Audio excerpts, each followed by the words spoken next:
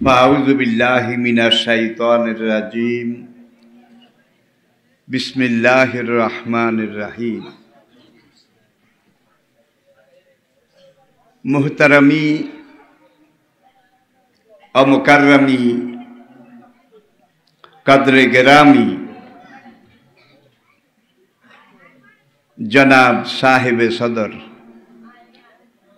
গেরা কদর ওয়াজিবুল এহতেরাম हजरात नाइब रसूल उलमाए करम,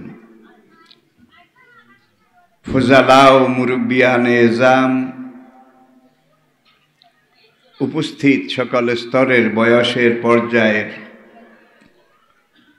दीनेर आशिकीन, आल्लाह एवं आल्लाहर रसूलेर मुहिब्बिन,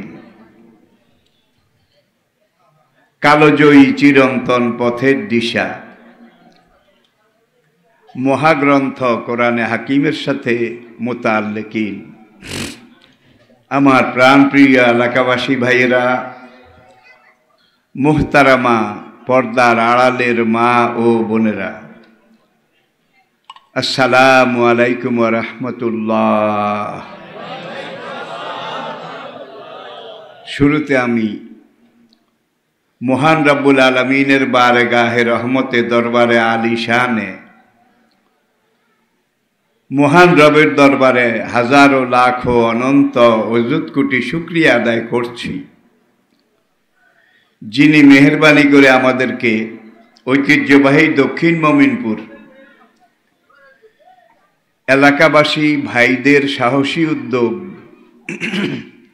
दल मत निर्विशेषे आपनादेर सकलेर प्राणढाला ओ कृपण हृदय निंगड़ानो सहयोगिता आयोजित आजकेर এই তাফসীরুল কোরআন মাহফিলের শেষ অধিবেশনে শেষ পর্যায়ে আমি আপনাদেরকে আহলান সাহলান খুশ আমোদেদ এবং মোবারকবাদ জানাই। তারই সঙ্গে সঙ্গে যে মহান রব্বুল আলামিন এ মোক্ষম সুযোগ তৌফিক সৌভাগ্য আমাদেরকে দান করেছেন, जिनी मेहरबानी करे आमादेरके कथा बोला शिखिएছেন, कथा बोलार जन्ने आलम नाजाल्लाहु आइनाइने वा लिसानाउ व शाफाताइने व हादाइनाहु नाजदाइन। कथा बोलार जन्ने मुखेर भितरे एकटा जिह्वा, कथा स्पष्ट परिष्कार हওয়ার जन्ने जिब्बार सामने एक जोड़ा ठोंट, माइकेर साउंड बक्सर मतो जे महान रब्बुल आलामीन तैरी करे दिएছেন। सबाई मिले आसुन एकबार सेई महान रबेर शुक्रगुजारी करी। आबारो सबाई पड़ुन आलहामदुलिल्लाह। आसले आल्लाहर कुरानेर कथा गत ১,৫০০ বছর ধরে পুরা দুনিয়াতে বলা হচ্ছে, আলোচনা করা হচ্ছে। সব কথা বোধহয় বলা হয়ে গেছে, কিছুই বলা হয়নি, সব রয়ে গেছে। আজকে বিজ্ঞান এবং বৈজ্ঞানিক জগৎ, विज्ञानेर जे लाइनगुलो जे चैनलगुलो आज के पूर्णता पेয়েছে, बालेग হয়েছে। विज्ञानेर परिपूर्ण प्रत्येकटा लाइन কোরআনে এসে মিলে যাচ্ছে। এটা কোরআনের সবচেয়ে বড় বাহাদুরি। ইয়াসিন আল কুরআনিল হাকিম। ইয়াসিন, আমি আল্লাহ বিজ্ঞানময় কোরআনের কসম করে বলছি। এখানে যদিও বিজ্ঞানের কথাটা, সূক্ষ্ম জ্ঞানের কথাটা আল্লাহ রাব্বুল আলামিন উল্লেখ করেছেন, কিন্তু আমাদেরকে মনে রাখতে হবে কোরআন কোনো বিজ্ঞান গ্রন্থ নয়, কোরআন কোনো বৈজ্ঞানিক থিওরি নয়। কিন্তু ১,৫০০ বছর আগে কোরআন যতগুলো কথা যেখানে যে যেভাবে বলেছে, কোরআনের কথাগুলো আজকে বিজ্ঞানের সাথে এসে মিলে যাচ্ছে। এতে বোঝা যায় কোরআনে অযৌক্তিক কোনো কথা নেই, অবৈজ্ঞানিক কোনো কথাও নেই। কোরআনের সবগুলা কথা যৌক্তিক, কোরআনের সবগুলো কথা আজকে আধুনিক বিজ্ঞানের যুক্তিতে যাচাই বাছাই করা চিরসত্য, ধ্রুব সত্য,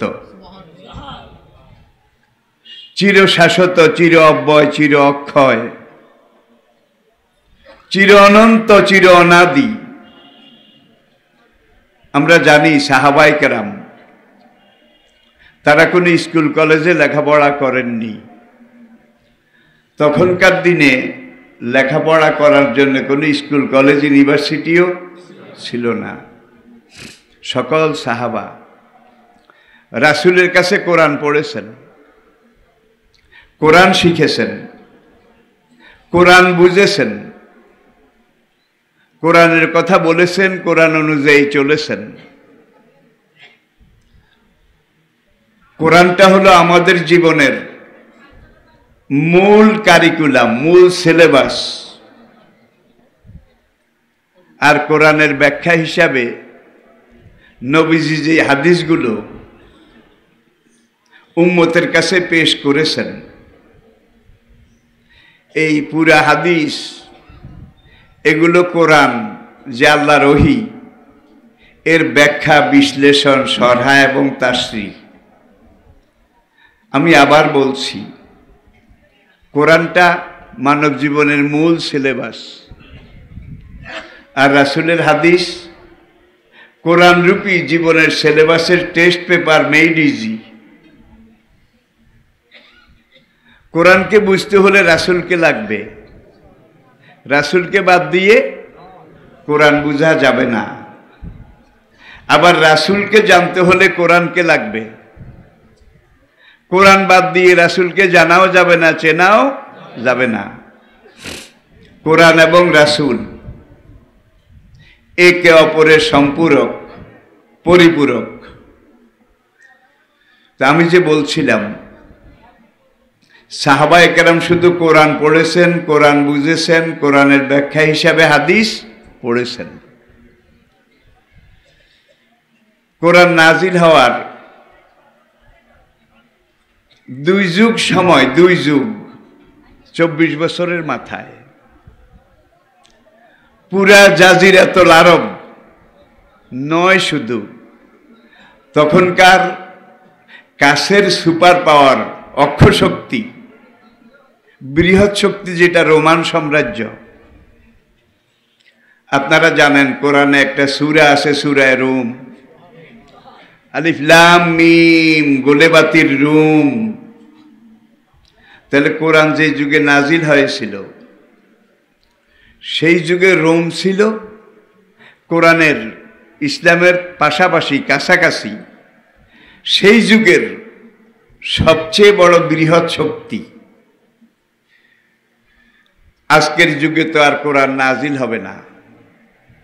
যদি কোরআন নাজিল হতো, বুঝার জন্য বলছি, তাহলে সূরা থাকতো আমেরিকা, সূরা থাকতো আমেরিকা।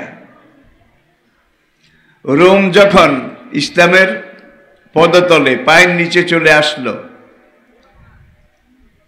হযরত ওমর রাদিয়াল্লাহু তাআলা আনহুর খেলাফতের মাঝামাঝি সময়ে দুনিয়ার দ্বিতীয় আরেকটা পরাশক্তি, সুপার পাওয়ার, পারস্য, সেটাও মুসলমানদের পায়ের নিচে চলে আসলো।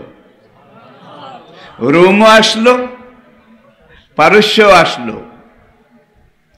কোরআনের মধ্যে এমন কি জাদু ছিল বলেন, যেই জাদুর কাঠির মায়াবী স্পর্শে দুনিয়ার তখনকার সুপার পাওয়ার, সবচেয়ে বড় বড় শক্তি ইসলামের কাছে এসে আত্মসমর্পণ করতে বাধ্য হয়েছিল।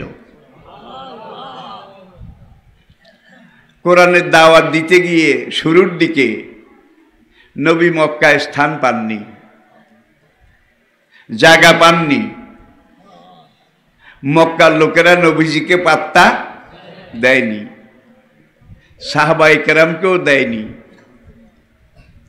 দেশের মানুষের নির্যাতনে অত্যাচারে নবী মদিনায় যেতে বাধ্য হয়েছিলেন, হিজরত করতে বাধ্য হয়েছিলেন। কুরাইশরা 100 উট পুরস্কার ঘোষণা করলো। 100 উট মুহাম্মদের মাথা যে কেটে এনে দিতে পারবে তাকে 100 উট পুরস্কার দেওয়া হবে।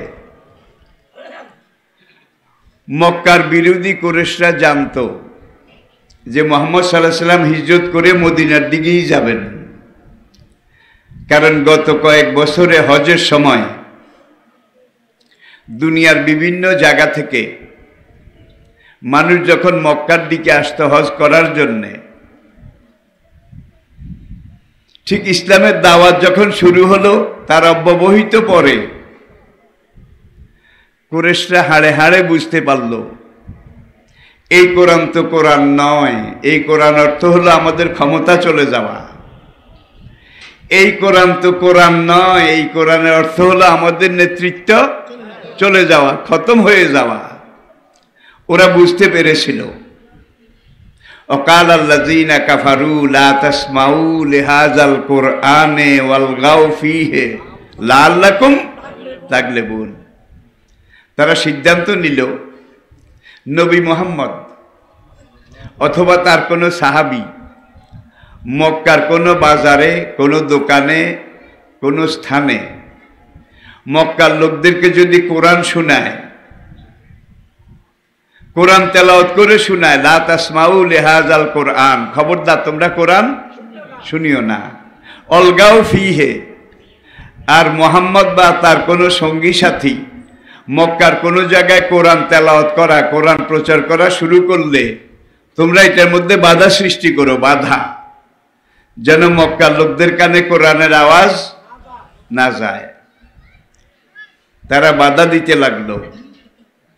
আর কোরআনের প্রচার প্রসার এই কাজে বাধা ১৫০০ বছর আগে ছিল, ১৫০০ বছর পরে আজকে বোধহয় নাই, আছে তো আছে। তাহলে ১৫০০ বছর আগের আবু জাহেল আর ১৫০০ বছর পরের আজকের আবু জাহেল নামে পার্থক্য আছে, কিন্তু কামে ১৫০০ বছর আগের আবু জাহেল শুধু আবু জাহেল ছিল, ডক্টর ছিল না। এই যুগের আবু জাহেল একদিকে আবু জাহেল আর একদিকে ডক্টর, ঠিক কিনা? তবে লক্ষণ ভালো, লক্ষণ ভালো। আমরা অতীতে অনেক নাস্তিক, তাদের ইতিহাস জানি, কোরআনের বিরুদ্ধে তারা কত কি করেছে। আর ১৫০০ বছর পরে আজকে এই তথ্য প্রযুক্তির যুগে কোরআন যারা প্রচার করে, কোরআন যারা ময়দানে মাঠে তুলে ধরে, তাদের অনেকে কিন্তু ডক্টর। কারণ গোকরা সাপ ধরতে হলে ওজাগিরি শিখন লাগে, ওজা ওজা ওজা না হলে গোকরা সাপ ধরতে পারে না। সময় নিরিখে যখন যেটা যেভাবে প্রয়োজন ছিল, প্রয়োজন হয়, সকল যুগে আল্লাহ কিন্তু এটার ব্যবস্থা করেছেন। এই যুগেও আল্লাহ পাক করেছেন। আপনারা জানেন শাহরিয়ার কবির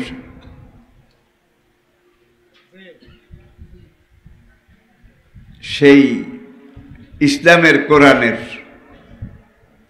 একটা বিচ্ছুর বাচ্চা, বিচ্ছুর একটা বাচ্চা, টকবগে একজন আলেম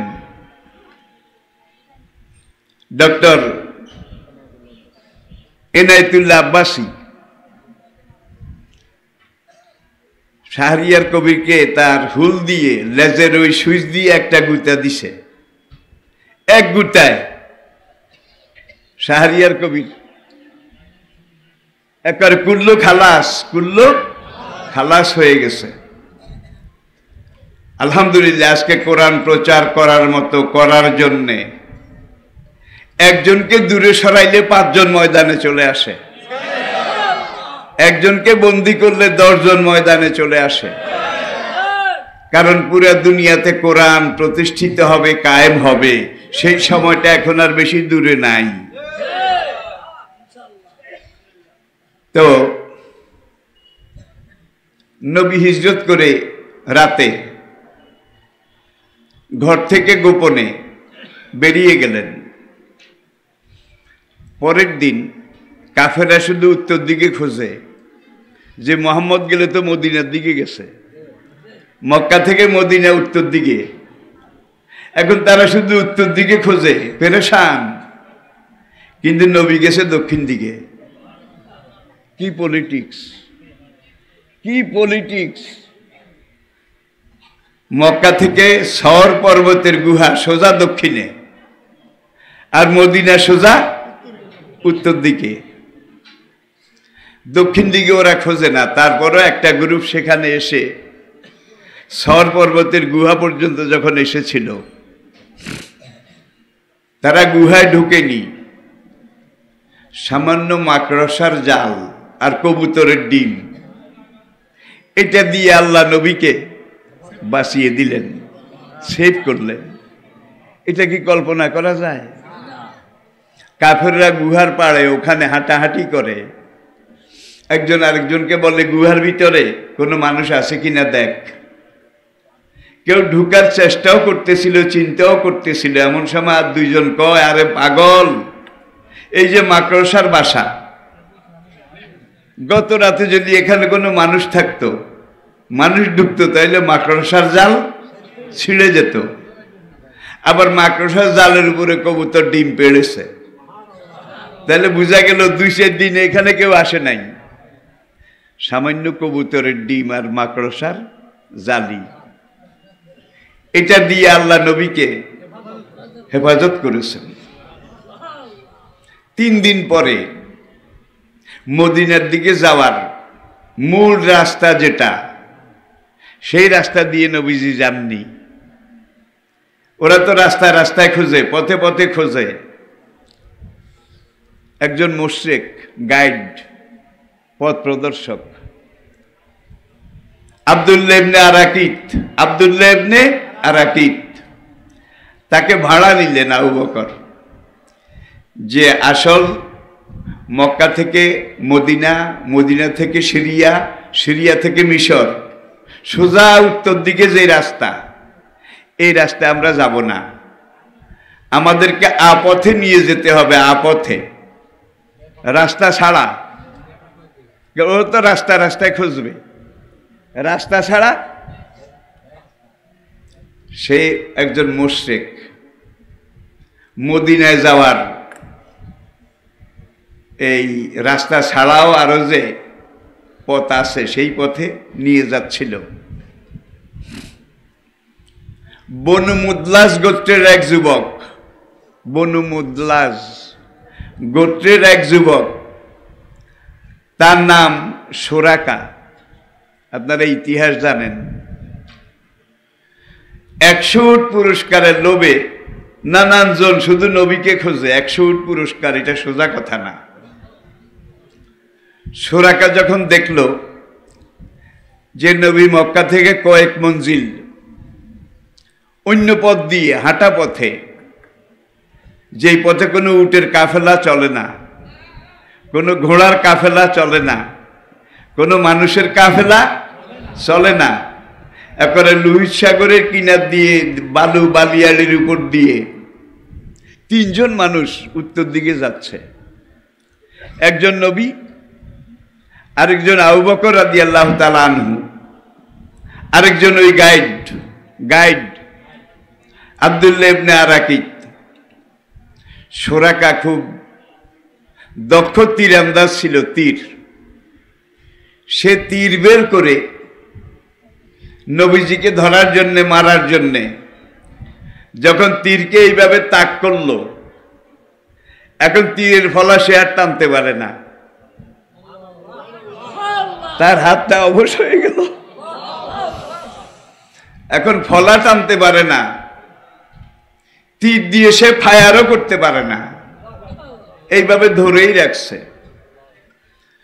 তারপরে সে আগাবার চেষ্টা করলো, তার ঘোড়া কোমর পর্যন্ত, ঘোড়ার 4টা পাও বালিতে ডেবে গেল।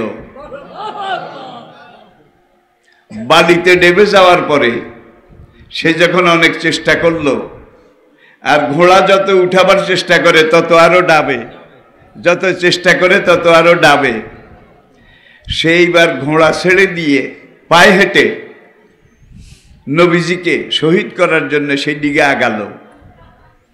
আল্লাহর কুদরতে তার কোমর থেকে নিচের দিকে অবশ হয়ে গেল।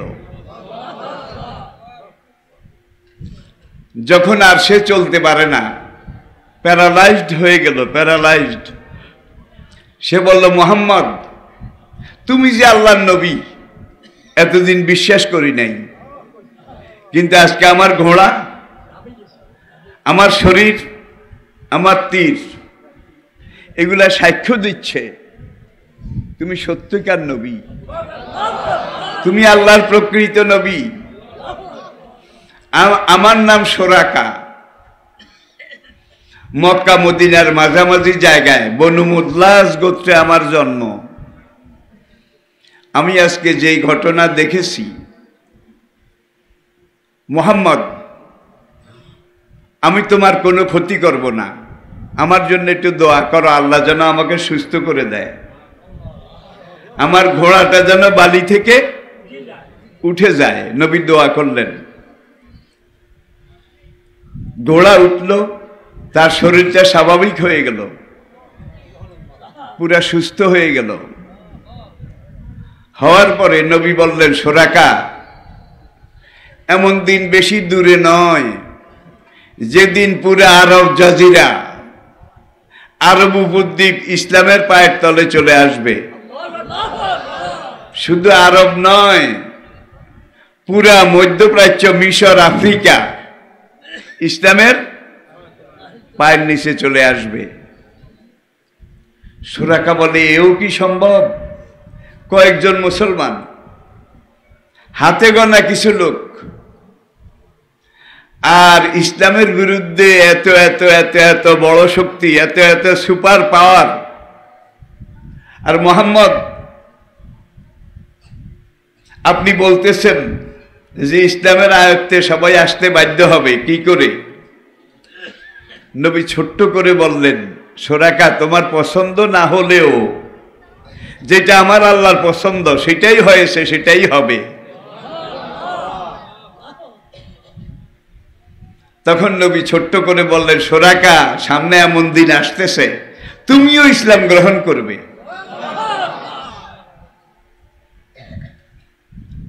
সোরাকা তখন আর সামনাসামনি ইসলাম গ্রহণ করলো না, সেই দিনের মতো বলল যে ঠিক আছে, আমি আপনার কোনো ক্ষতি করব না। মক্কার দিক থেকে বিভিন্ন গ্রুপ আসতেছে নবীকে খোঁজ করার জন্য, ধরার জন্য, মারার জন্য। দায়িত্ব নিলাম মক্কার দিক থেকে আপনাকে মারার জন্য যারাই আসবে সবাইকে আমি ফিরাবো, আর বলবো যে আমি মদিনার কাছে পর্যন্ত গেছি, এই দিকে কোনো মানুষ টানুষ নাই, তোমরা কষ্ট করিও না, মক্কার দিকে ফিরে যাও। মুহাম্মদ তোমাদের ধরা ছোঁয়ার বাইরে চলে গেছে। নবী সোরাকা যখন এই কথাটা বলল, নবী বললেন, সোরাকা, ওই দিনটা কেমন হবে যেদিন তোমাকে পারস্য রাজের রাজ মুকুট পরানো হবে। সোরাকা, ওই সময়টা কেমন হবে যে সময় তোমাকে পারস্য রাজের জামা, মণিমুক্তা, হীরা জহরত খচিত জামা পরানো হবে। সোরাকা, ওই সময়টা কখন হবে যেদিন তোমাকে পারস্য রাজের মণিমুক্তা, হীরা জহরত খচিত জুতা তোমাকে পরানো হবে। ওই দিনটা কেমন হবে যেদিন পারস্য সম্রাটের হীরার তলোয়ার, সোনার বাটালা তলোয়ার, সোনার খাপের ভিতরে যেটা থাকে, পারস্য রাজার সেই তলোয়ার তোমার কাঁধে ঝুলানো হবে। অথচ পারস্য সম্রাট, এটা রোমান সম্রাটের চাইতেও আরো বড় ছিল, শক্তিশালী ছিল, আপনারা জানেন। নবী একটা একটা করে যখন এগুলো বললেন, সুরাকা শুধু বলল, মুহাম্মদ এটাও কি সম্ভব? নবী ছোট্ট করে বললেন, সম্ভবের ঊর্ধ্বে আরো কিছু, বেশি দেরি নাই, ওয়েট ওয়েট, কয়েকটা বছর অপেক্ষা করো, কয়েকটা বছর। ওমর রাদিয়াল্লাহু তাআলা আনহুর খেলাফতের জামানার মাঝামাঝি সময়ে হযরত সাদ ইবনে আবু ওয়াক্কাস রাদিয়াল্লাহু তাআলা আনহু, যিনি লোহিত সাগরের ওই এলাকায় মুসলিম মুজাহিদ বাহিনীর কমান্ডার ইন চিফ হযরত সাদ ইবনে আবু ওয়াক্কাসের নেতৃত্বে লোহিত সাগর পাড়ি দিয়ে লোহিত সাগরের পশ্চিম পাড়ে গিয়ে মুসলিম বাহিনী যখন পারস্য সম্রাট তার রাজ্য আক্রমণ করল, পারস্য সম্রাট রুস্তুম নিহত হলো, মুসলমানদের হাতে মারা গেল। তার বিশাল সেনাবাহিনী তারা আত্মসমর্পণ করে সব ইসলাম গ্রহণ করলো। করার পরে এইবার পারস্য সম্রাটের রাজকীয় পোশাক, মাথার মুকুট, গায়ের জামা, জুতা, তলোয়ার, ভিন্ন একটা উটের পিঠে এগুলো একত্র করে পারস্য সম্রাটের পোশাক ভিন্ন এক উটে মদিনার দিকে গনিমত হিসাবে সাদ ইবনে আবু ওয়াক্কাস এগুলা মদিনার দিকে পাঠালেন। হযরত ওমর রাদিয়াল্লাহু তাআলা আনহুর দরবারে পাঠালেন। হিজরতের ওই দিন সুরাকা নবীকে বললেন যে আমাকে পারস্য সম্রাটের রাজমুকুট, পারস্য রাজার পোশাক পরানো হবে, এটা যদি সত্য হয়ে থাকে, হে মুহাম্মদ আপনি আমাকে এই কথাটা একটু লিখে দেন, একটু লিখে দেন। নবী তো লিখতে জানতেন না। আবু বকর রাদিয়াল্লাহু তাআলা আনহুকে বললেন, আবু বকর আমি যেটা বলছি এটা হবে, তুমি সুরাকাকে এই কথাটা লিখে দাও। সুরাকা এমন দিন দূরে নয় যে দিন তোমাকে পারস্য রাজার রাজমুকুট, পোশাক আশাক এগুলো পরানো হবে। আবু বকর রাদিয়াল্লাহু তাআলা আনহু একটা উটের হাড়, পাঁজরের হাড়, এইটার উপরে এই কথাটা লিখে দিলেন যে হ্যাঁ সুরাকা তোমাকে পারস্য রাজার পোশাক পরানো হবে। সুরাকা চলে গেল, আর দেখা নাই। মক্কা বিজয়ের দিন যখন কাবা শরীফ মূর্তি প্রতিমা মুক্ত করা হলো, ধোয়া মোছা হলো, কাবা শরীফে আবার তাওহীদের চাষাবাদ শুরু হয়ে গেল। সুরাকা এসে নবীর সাথে দেখা করলো যে ইয়া রাসূলুল্লাহ আমি ওই সুরাকা, হিজরতের সময় আমার ঘোড়ার পাও দেবে গিয়েছিল, আমার শরীরটা প্যারালাইজড হয়ে গিয়েছিল, নবী আপনি দোয়া করেছেন, আমার ঘোড়াও বালি থেকে উঠলো, শরীরটাও ভালো হয়ে গেল। 10 বছর পরে মক্কা বিজয়ের দিন আমি আবার আজকে আপনার কাছে আসছি। ইয়া রাসূলুল্লাহ আমাকে পারস্য সম্রাটের রাজ পোশাক পরানো হবে, এটা তো আপনি লিখে দিয়েছেন, এই যে ওই হাড়, সেটা আপনি আমাকে লিখিত দিয়েছেন, এটা মৌখিক কথা নয়। মৌখিক কথার চাইতে লিখিত কথার ওজন, গুরুত্ব অনেক বেশি।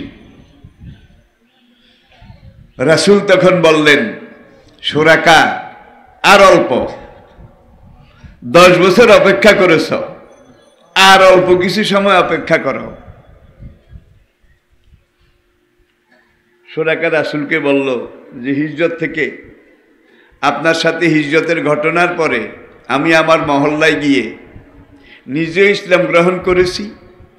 আমার মহল্লায় যতগুলা কবিলা আরব গোত্র ছিল তাদেরকে আমি দাওয়াত দিয়েছি, তারাও ইসলাম গ্রহণ করেছে। আমি আমার এলাকায় ইসলামের যদ্দূর পেরেছি পারছি খেদমত করে যাচ্ছি। এখন পারস্য সম্রাটের সেই গনিমত আসতে লাগলো। ওমর রাদিয়াল্লাহু তাআলা আনহু মসজিদ থেকে বের হলেন। বের হয়ে দেখে উটের কাফেলা, এই মাথা থেকে ওই মাথা দেখা যায় না, শুধু আসে শুধু আসে। প্রত্যেকটা উটের পিঠে মন মন টন টন মণিমুক্তা সোনা চাঁদি ভরপুর। মসজিদে নববীর সামনে স্তূপ করা হলো গনিমতের। ওমর রাদিয়াল্লাহু তাআলা আনহু লাঠি দিয়ে লাড়ে, দেখে আর কি,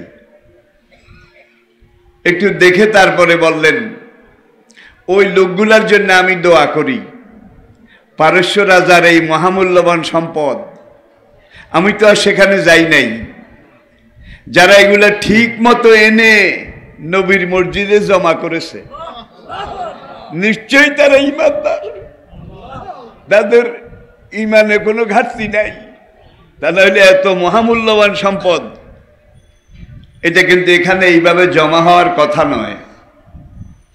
দুইজন সাহাবী তখন বললেন, ইয়া আমির আল মুমিনিন, যেহেতু আপনি নিজে 2 নম্বরই করেন নাই, প্রতারণা করেন নাই, যার জন্য আপনার অনুসারী যারা তারাও প্রতারণা করে না। এইবার ওমর রাদিয়াল্লাহু তাআলা আনহু তিনি বললেন, সোরাকা আছে কিনা, আসছে কিনা তোমরা একটু খোঁজ করো। সোরাকা পুরান কিচ্ছা। কিছুক্ষণ পরে 2-3 জন সাহাবী এসে ওমরকে খবর দিলেন যে হ্যাঁ সোরাকা আসছে। ওমর বলেন, নবী আমাকে ওসিয়ত করে গেছেন, পারস্য সম্রাটের এই মুকুট, জামা, জুতা, তলোয়ার এগুলো যেদিন মদিনাতে আসবে আমি ওমর যেন সোরাকাকে এগুলা পরায় দেই। সোরাকাকে ডাকা হলো। ডাকার পরে একটা একটা করে প্রথমে জামাটা পরাইছে, তারপরে পায়জামা প্যান্ট, তারপরে রাজমুকুট, মণিমুক্তা হীরা জহরতের মুকুট পরানো হলো। এরপরে তলোয়ার যখন এখানে ঝুলানো হলো, মুসলমানরা এত জোরে নারায়ে তাকবীর আল্লাহু আকবরের স্লোগান দিয়েছিল খুশিতে, যে নবী আজ থেকে এত বছর আগে যেটা বলে ওসিয়ত করে চলে গেছেন সেটা 100 ভাগে 100 হুবহু আজকে বাস্তবায়িত হয়েছে। কোরআনের কথা যেমন কালজয়ী চিরসত্য, রাসূলের কথাও। তাহলে একটা হাদিস বলে শেষ করি ভাই, আজকে 1 সপ্তাহ বেশি আমার জ্বর, আসলে 1 সপ্তাহ বেশি জ্বর ছাড়ছে না পুরাপুরি। আজকেও আমি রামগঞ্জ গিয়েছি, আবার এই জ্বর নিয়ে আমাকে কম বেশ ওই যতটুকু পারি আর কি। গেল সপ্তাহে আমি চট্টগ্রাম, কক্সবাজার, বান্দরবন, রাঙ্গামাটি, খাগড়াছড়ি, মানে ওই বেল্ট, তখনই আমার ঠান্ডা লেগেছিল। আর এই সপ্তাহে এসে শুক্রবারে জুমা পড়াই আমি ঢাকা চলে গেছি, শনিবারে ফার্স্ট ফ্লাইটে আমি যশোর গেছি, শনিবারে মাহফিল করে রোববারে ফার্স্ট ফ্লাইটে গতকাল আমি আবার ঢাকায় আসছি, সেখান থেকে বাড়িতে আসছি। বুঝেন তো, বয়স এমন একটা জিনিস। আজকে তো মনে করছি কোনো কথাই বলতে পারবো না।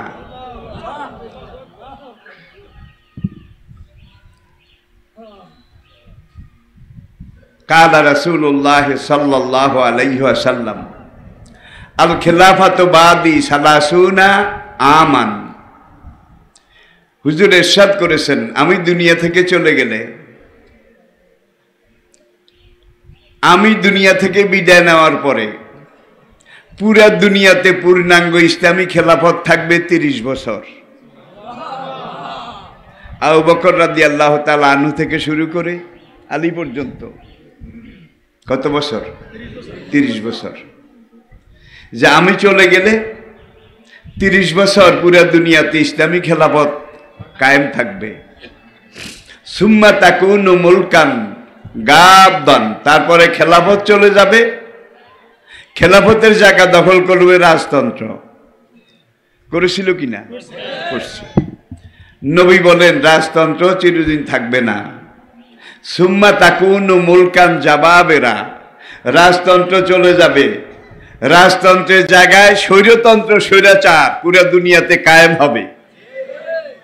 তাহলে নবীর পরে খোলাফায়ে রাশিদিনের জামানা গেছে, খোলাফায়ে রাশিদিনের পরে রাজতন্ত্র এটা গেছে। রাজতন্ত্রের পরে এখন দুনিয়াতে রাজতন্ত্রের নামে যেটা সেইটাও স্বৈরাচার, গণতন্ত্রের নামে যেটা সেইটাও স্বৈরাচার। ঠিক কিনা বলেন? যেখানে যেটা যেই নামেই হোক স্বৈরাচার। তাইলে আমার পরে খেলাফত 30 বছর, এটা আমরা দেখছি। এরপরে রাজতন্ত্র ছিল আবার চলে গেছে, এটাও আমরা দেখেছি। এরপরে নবী বলেন রাজতন্ত্র চলে যাওয়ার পরে পুরা দুনিয়ায় স্বৈরাচার কায়েম হবে। এখন দুনিয়ায় কোনটা আছে? নবী বলেন স্বৈরাচারও চিরদিন থাকবে না। সুম্মা তাকুনু খেলাফত আলা মিনহাজিন নবুয়ত, স্বৈরাচার বিদায় নিয়ে চলে যাবে, স্বৈরাচারের বদলে পুরা দুনিয়াতে ইসলাম কায়েম হবে। নবীর এই হাদিস কি আপনারা বিশ্বাস করেন? করেন করেন। তাইলে খেলাফত খোলাফায়ে রাশিদিন গেছে, রাজতন্ত্র গেছে, স্বৈরাচার চলছে। পাশের দেশ বার্মা, খবর তো রাখেন, কাছের দেশ, কি আগুন সেখানে জ্বলতেছে। পুলিশ কিভাবে মানুষ সেনাবাহিনী মারতেছে। অবশ্য আজ থেকে 3 বছর আগে তারা মুসলমানদেরকে এইভাবে মেরেছিল। উদারিয়া খোরা, উদারিয়া খোরা। এরপরে আসেন যে স্বৈরাচার যাবে, ইসলাম আসবে। স্বৈরাচার আর ইসলামের মাঝে অন্য কোনো কিছু নাই। তাহলে বর্তমান দুনিয়াতে স্বৈরাচারের অবস্থা বেশি জুইতেন না। পাশের আরেক পাশের দেশ ভারত, সেইটার অবস্থা আরো কাহিল। ভারতে এমন এক শাসক ক্ষমতা দখল করে আছে আর এমন এমন কিছু কাজ করতেছে, ভারত কয়েক ভাগে ভাগ হবে, সময়টা বেশি দূরে নয়। হাদিসে নবীজি বলেছেন ইমাম মাহাদি এবং ঈসা আলাইহিস সালাম আসার পরে সিরিয়ার পূর্ব দিকে গৌতা গৌতা জামে মসজিদ এলাকা হবে ঈসা আলাইহিস সালাম আর ইমাম মাহাদির যুদ্ধের জেনারেল হেডকোয়ার্টার, JHQ।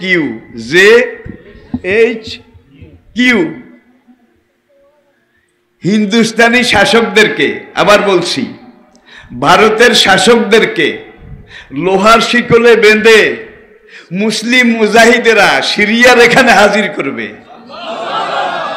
ভারতের শাসকদেরকে, শাসককে বলে নাই, কি কথাটা কিন্তু চিকন, ভারতের শাসকদেরকে। তাহলে বোঝা গেল ভারতের শাসক একজন থাকবে না। এটা লাইন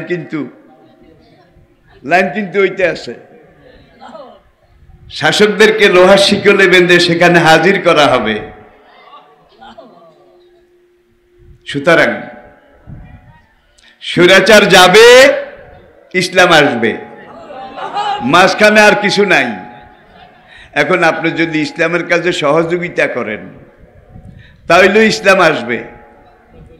আর যদি কোন দেশ খারাপ, সময় খারাপ, জান বাঁচান ফরজ, তাহলে যদি ইসলাম আসবে না, নাকি আসবে। আর যদি বিরোধিতা করেন, ইসলামকে আসতে দেব না, তাহলে ইসলাম আসবে না। নবীর কথা সবগুলো হইছে, এইটা বাকি আছে, এইটা বাকি আছে। এখন আপনি যদি ইসলামের পক্ষে কাজ করেন, ইসলাম কায়েমের পক্ষে কাজ করেন, ফাউলাইকা আনামাল্লাহু আলাইহিম মিনান নাবিয়িনা ওয়াস সিদ্দিকিনা ওয়াস শুহাদায়ে। এই নবী, শহীদ, সিদ্দিক, সালেহ তাদের সাথে একত্রে একই জান্নাতে যাবেন।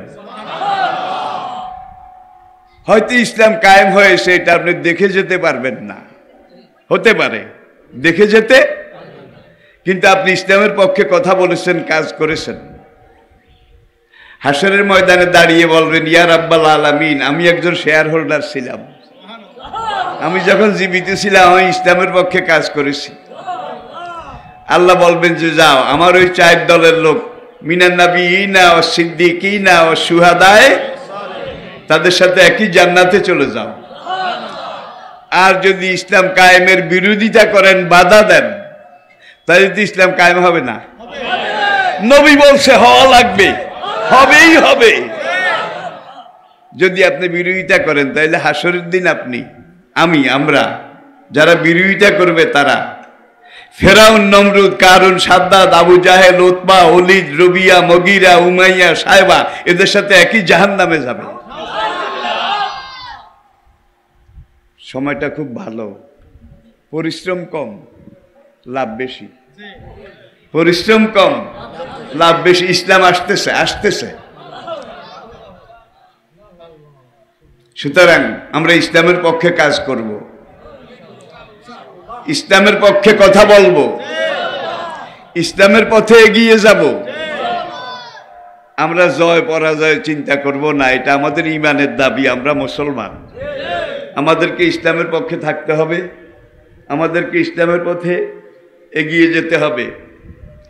এই ভূমিকা নিয়ে, সৎসাহস নিয়ে, ঈমান নিয়ে আমরা ময়দানে কাজ করে যাব। 5 ওয়াক্ত নামাজ ঠিকমতো আদায় করতে হবে। এটা হলো আপনার পাওয়ার হাউস। নামাজটা হলো আপনার পাওয়ার হাউস, পাওয়ার হাউস, আসল শক্তি। নামাজ চলে যাবে, শক্তি শেষ, কিছুই থাকবে না আর। আবার দেখেন নামাজে কি শিখাইছে।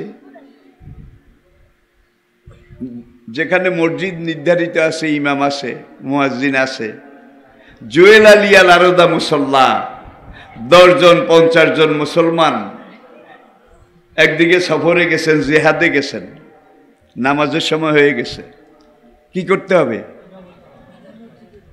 হিন্দুরা কিন্তু মন্দিরে না গেলে পূজা হয় না, খ্রিস্টানরা গির্জায় না গেলে পূজা হয় না, ইহুদিরা প্যাগোডায় না গেলে পূজা হয় না, বৌদ্ধরা ক্যাঙ্গে না ঢুকলে পূজা হয় না। কিন্তু মুসলমানরা মসজিদে ঢোকা শর্ত না, যেখানে যখন থাকো সেইখানেই নামাজ পড়া যাবে। জোয়েল আলী আল আরদা মুসল্লা, পুরা জমিনকে আল্লাহ উম্মতে মুহাম্মদীর জন্য নামাজের মুসল্লা বানাইয়া দিছে। এখন নামাজ তো জামাতে পড়তে হবে, তাইলে ইমাম লাগবে নাকি? এখানে তো ইমাম নির্ধারিত নাই। এখন মুসলমানদের মধ্যে ভোটাভুটি হবে, গণতন্ত্রের শিক্ষা। এই যে উপস্থিত লোকদের মধ্যে যে লোকটা সবচেয়ে ভালো, খাঁটি, ইমানদার, দিনদার, ইন্না আকরামাকুম ইনদাল্লাহি, দেখছেন, তারে তোমরা একটা দায়িত্ব বেহাজাল ইমামের ব্যালট, এটা দিয়া ভোট দিয়া ইমাম বানাও। আপনারা ভোট দিছেন, ইমাম হয়ে গেছে। কথায় বলে যে যায় লঙ্কা সে হয় রাবণ। গদির লোভ, নেতৃত্বের লোভ এমন এক জিনিস। ইমাম সাহেব প্রথম রাগাত ঠিকই পড়ছে, দ্বিতীয় রাগাতে মনে করেন মাগরিবের নামাজ, বুঝার জন্য বলছি, ইমাম সাহেব স্বৈরাচার হয়ে গেছে, স্বৈরাচার। ইমাম সাহেব এইবার সূরা ফাতিহা আলহামদু না পড়ে দ্বিতীয় রাকাতে দাঁড়াইয়া পড়তেছে আত্তাহিয়াতু লিল্লাহি ওয়াস সালাওয়াতু ওয়াত তাইয়্যিবাত। এটা আল্লাহর তরিকা, রাসূলের তরিকা, স্বৈরাচারী ইমামের স্বৈরাচারী তরিকা। এখন আলহামদুল বাদ দিয়ে যে এইবারে খাড়াইয়া আত্তাহিয়াতু পড়ে, একটু আগে ইক্তাদাইতু বেহাজাল ইমাম বলে যারা ভোট দিছে ভোটার, তাদের উপর কোনো দায়িত্ব। আত্তাহিয়াতু পড়লে পড়ুক, হেতার পাপে হেতারে খাইব, তাইলে আপনার নামাজ হবে? হবে? আপনি যেহেতু ভোট দিছেন, তাকে ইমাম বানাইছেন। এখন সে যে স্বৈরাচার হয়ে গেছে তার বিরুদ্ধে আন্দোলন করা তার উপরে ফরজ হয়ে গেছে। আর শাকে তো আনিল হাক্কে শয়তান ও নাখরাসন। এখন যদি আপনি লোকমা না দেন, নবী বলে আপনি বোবা শয়তান, লোকমা দেওয়া লাগবে। লোকমা কয়বার? 3 বার। প্রথম ইমামের পিছনের কাতার থেকে 2-3 জন আল্লাহু আকবার, হুজুর পাত্তা দেয় না, হাতে হাতে পড়তে আসে শুধু। এইবার 10-12 জনে আরো জোরে কি আল্লাহু আকবার। স্বৈরাচারের বিরুদ্ধে জনমত বাড়তেছে, জনমত বাড়তেছে। শেষবারে পুরো জমাত থেকে আরো জোরে, তাহলে স্বৈরাচারের বিরুদ্ধে এইবার পুরা মাঠ তৈরি হয়ে গেছে, ঠিক কিনা বলেন? ইমাম সাহেব এবার কল্লা ঘুরাইছে, অবস্থা বেজুইত। মুসল্লি ভাইয়েরা, কিছুক্ষণ আগে আপনারা ইক্তাদাইতে বেহাজাল ইমাম এই ব্যালটের মাধ্যমে আমার ইমাম বানাইছেন। এখন নির্বাচিত ইমামের বিরুদ্ধে যারা লোকমা দেয় তারা নামাজের শত্রু। এই কথা কইলে বোধহয় লোকমা বন্ধ, এ তো গদি বাঁচাইতে চায়। 3 বারে বেশি লোকমা নাই। লোকমা দিতে দিতে যদি নামাজের ওয়াক্তই চলে যায়, লোকমা দিয়া লাভ হইল কি? 3 বার লোকমার পরে অ্যাকশন, অ্যাকশন, ডাইরেক্ট অ্যাকশন। এইবার অ্যাকশন প্রোগ্রাম, ধরাধরি ধরাধরি। পিছন থেকে মুসল্লি একজন 1 পা আগাবে, 1 পা আগাবে, আগাইয়া ডাইন হাতে খপ করে, এমন জোরে খপ করে থাবা মারবে, স্বৈরাচারী ইমাম যেন বুঝে ভাইরে ভাই যেই জোরে থাবা দিছে বুঝা যায় নরম হাতে ধরে নাই। তাইলে স্বৈরাচারের বিরুদ্ধে যে আন্দোলন হবে এটা পিঠ চুলকানো আন্দোলন না। কাজী আবু ইউসুফ, আবু হানিফা রহমতুল্লাহ আলাইহির 1 নম্বর শাগরিদ কাজী Abu Yusuf. He was the Chief Justice of the Supreme Court of Baghdad. খোলাফায়ে রাশিদিনের দীর্ঘ জামানা, তারপরে উমাইয়াদের একটা সময় পর্যন্ত এই কাজী আবু ইউসুফ বাগদাদ সুপ্রিম কোর্টের চিফ জাস্টিস ছিলেন। তিনি লিখেছেন যে স্বৈরাচারী ইমামকে ধরার আগে খেয়াল করতে হবে তার জামাটা পুরান না নতুন। জামা যদি পুরান হয় তাইলে চামড়া সহ ধরতে হবে, চামড়া সহ। আর জামা যদি নতুন হয় তাহলে জামা ধরলে সারবে, টান দিলে ছিঁড়বে না। এখন এইভাবে টেনে এনে ইমামের কাতার থেকে টেনে এনে স্বৈরাচারী ইমামকে মুসল্লির জায়গায় এনে ছাড়া যাবে না, ধরে রাখা ফরজ। কারণ ছাড়লে আবার যাবে, ধরে রাখতে হবে। এই হাতে কথা বলা যাবে না, কারণ যে বেটা ধরাধরি করে এই বেটাও তো নামাজি, কথা বললে তো নামাজ নষ্ট হয়ে যাবে, সব ইশারায়। এখন যাকে বাম হাত দিয়ে ইশারা করেছে সে যখন ইমামের জায়গায় গিয়ে দাঁড়িয়েছে, এখন স্বৈরাচারকে ছেড়ে দিয়ে হাত বাঁধবে।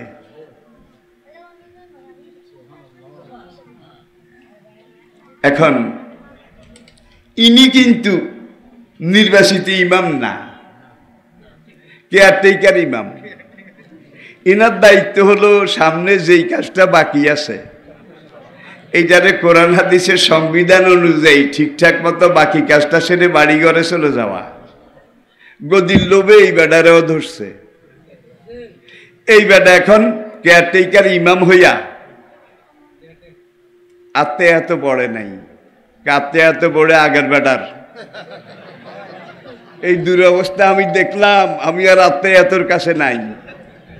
এই বেটা সূরা ফাতিহার কাছেও যায় নাই, দোয়ায়ে কুনুত পড়া শুরু করছে ডাইরেক্ট। পড়বে সূরা ফাতিহা, পড়ে কি? এর বিরুদ্ধে আবার 3 বার লোকমা। 3 বার যদি লাইনে আসে তাহলে ঠিক আছে, ইমামতি চলবে। কিন্তু নামাজ শেষ করার আগে কি লাগবে? সালাম ফিরাবার আগে কি লাগবে? শুধু ইমামের লাগবে, ঠিক না?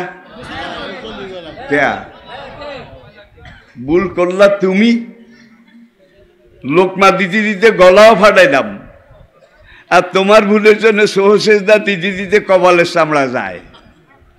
এটা দিয়ে আল্লাহ আমাদেরকে কি শিখাইছে?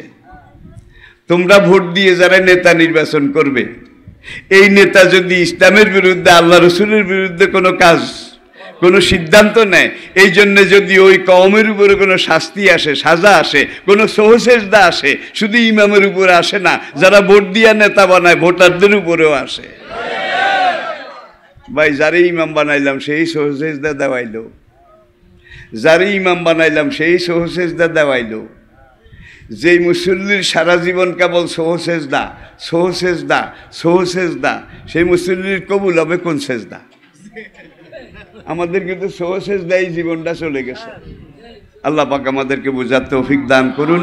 ওমা আলাইনা ইল্লাল বালাগ ওয়া আখির দাওয়ানা আনিল হামদুলিল্লাহি রাব্বিল আলামিন। আত্মায়াতের কায়দায় বসুন, 2 মিনিট মোনাজাত।